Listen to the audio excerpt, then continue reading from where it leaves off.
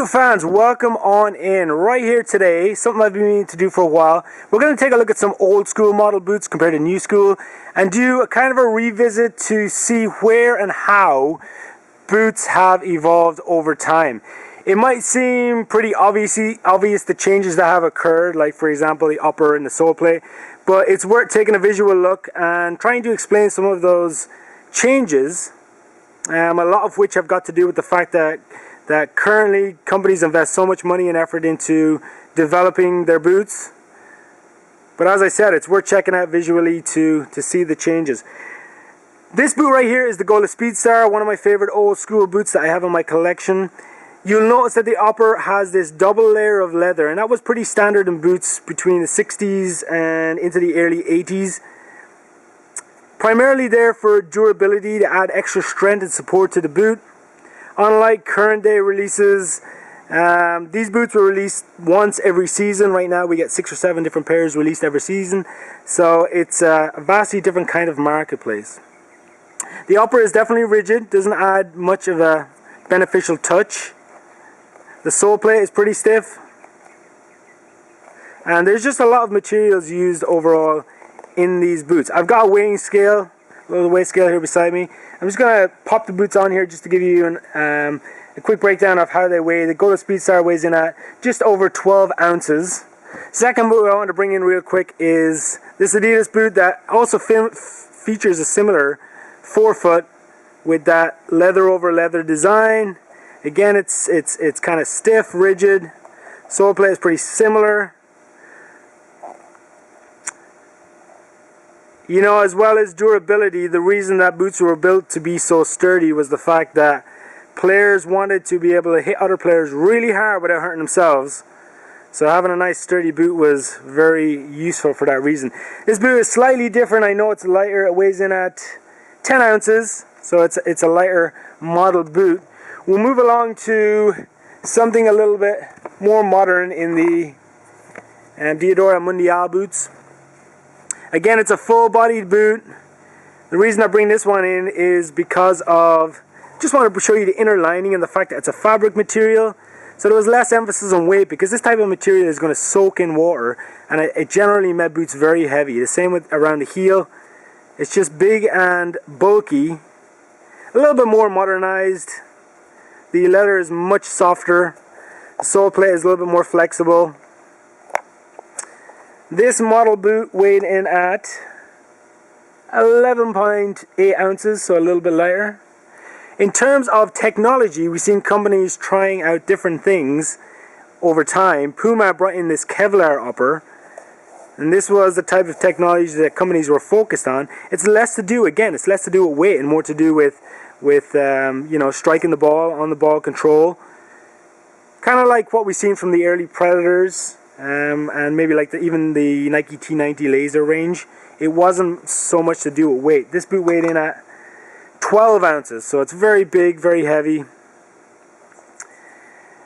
And if you compare that really quickly to something with current synthetic upper, like the Nitrocharge, the current Nitrocharge, I mean, there's a lot of technology involved in this boot. You got the energy sling,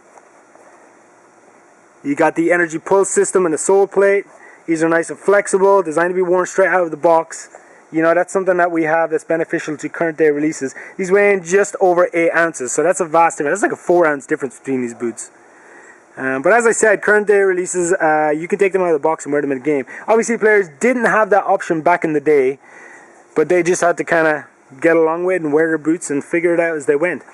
Another boot that features a leather upper. The difference in the leathers used on boots, you can see how this is a lot more streamlined. It is a natural calfskin leather. Companies have drifted away from using K leather, so it's now more of a natural calfskin leather. Very soft, it's thin, it's supple. As I said, great touch and control right out of the box. This is the current Puma King 2, latest release from them. Another boot I want to bring in, which is another older style model. Older style in the sense that Nike has only been around since the 1990s. So this is one of their earlier model boots. It is the Nike Air Rio Zoom.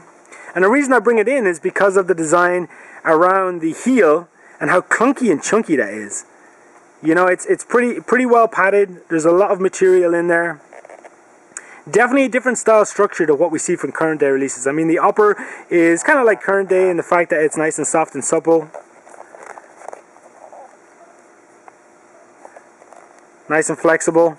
These weighed in at 11.5 ounces. So even with the Aerial model Nike boots, they were a lot heavier. Two other boots just quickly to bring in. Again, just wanted to bring in the messy version of the F50 Adi Zero. This is the Battle Pack version. And just to show you how streamlined the design is. I mean, everything about this is designed to hug your foot and give you speed as you play. And to finish everything up, I wanted to bring in the Nike Magista. And the reason I bring in the Nike Magista is, can you imagine talking to somebody in a pitch in the 1970s and say, hey, come check out my boots. They're made of Flyknit material. They're super light and you can just jam your studs into me and I'll feel it. I'll feel every inch of the pain that you put on my foot. It is just crazy to think of the differences between what players used and the way the game was played back in the day.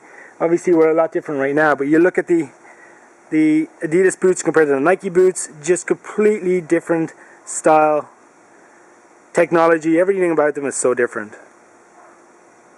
But that's how our current market has evolved. Obviously brands have a lot more money, a lot more time and a lot more resources to invest in producing lighter boots. You know, Nike advertise, well, a lot of their current day releases, that it's all about giving the player that extra inch, that extra one step in a game. And that's where we are currently situated. This has just been a kind of a quick, hard-hitting breakdown, guys. I hope it's proved useful just to see the differences and how boots have evolved over time. Before you leave, definitely hit up the like button if you enjoyed this video. Subscribe if you haven't done that before. And I have two requests from you guys. Number one is to leave a comment down below and let me know what you think of this style video and taking a look back at these older model boots. And the second thing is, I am a big fan of older retro style boots. If you have any images of boots that you have that you think I'd enjoy and I'd be able to feature on the website, please hit me up on Instagram or on Twitter, Soccerpolice101, on both platforms. I want to check out your images, and as I said, I'm going to feature some boots on posts on the website, and I definitely like to be able to give you a shout out if you have some boots you can contribute. This has been old school versus new school boots, the evolution. Until next time, guys, thanks for watching.